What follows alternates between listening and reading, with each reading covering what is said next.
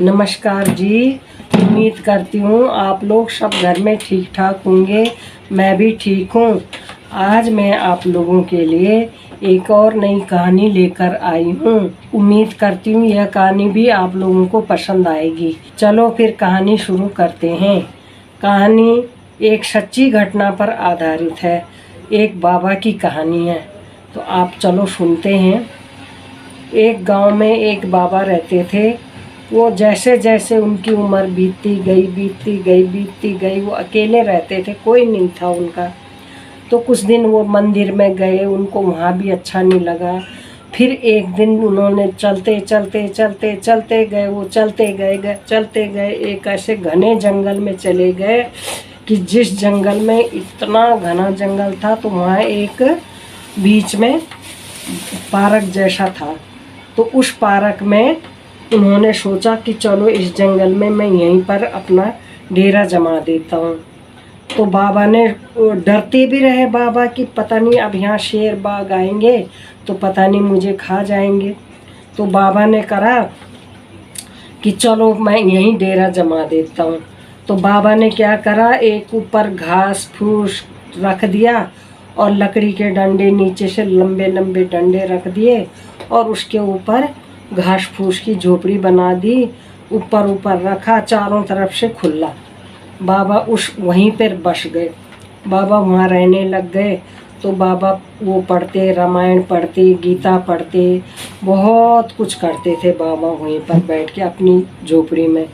तो जब वो गीता पढ़ते थे, रामायण पढ़ते थे, तो वहाँ पर सारे एक एक करके जानवर वहाँ पर आने लग गए। तो उन्होंने वो कहानी को बाबा वहाँ पर से बैठ के सुनने लग गए।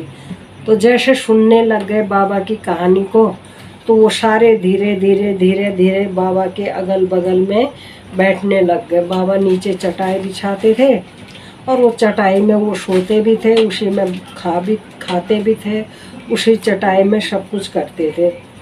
तो वो बाबा वहाँ चटाई में गीता पढ़ते हैं, रामायण पढ़ते हैं, कभी एक दिन रामायण पढ़ते हैं, एक दिन गीता पढ़ते हैं।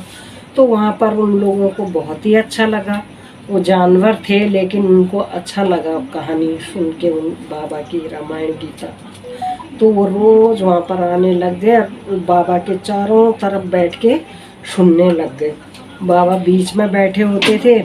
वहाँ पर भालू, चीता, शेर, हाथी, सारे लंगूर, बंदर, सारे लोग वहाँ पर भर जाते थे और बाबा की रोज़ ये कहानियाँ सुनते थे, रामायण सुनते थे, कहानियाँ सुनते थे। तो बाबा के वो दोस्त बन गए। बाबा को वहाँ फिर किसी चीज़ की डर नहीं लगने लगी। बाबा ने सोचा चलो मैं इनके साथ अपना टाइम पास कर लूँगा। तो फिर जैसे कहानी बाबा की ख़त्म होती थी, कहानी रामायण गीता जैसे ख़त्म होती थी, तो वो फिर वन में उधर से चले जाते थे। वन पूरा ही वन था, तो वन में चले जाते। तो अपना चले जाते। दूसरे फिर रात को क्या करते थे, वो सारे बाबा की चारों तरफ जब शाम ढलती थी तो चारों तरफ से बाबा को घेर के बैठ जाते। बाबा के इतने पक्के दोस्त बन गए वो। तो बाबा को घेर के बैठ जाते और बाबा वहाँ चटाई में सोते थे, ऐसे करके सोए रहते थे। पर देखते थे बाबा कि चलो ये लोग मेरे साथी है। तो सारे जानवर उनके चारों तरफ फिर आके वहीं सोते थे बाबा की कुटिया में। तो बाबा को भी खुशी होती थी।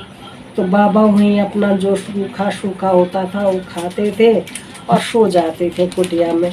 अब सो के फिर दूसरे दिन सवेरे जब उठते थे तो बाबा अपना थोड़ा सा पानी वानी लाते, ढूंढ ढांढ के इधर उधर से पानी लाना अपने लिए वो करते थे।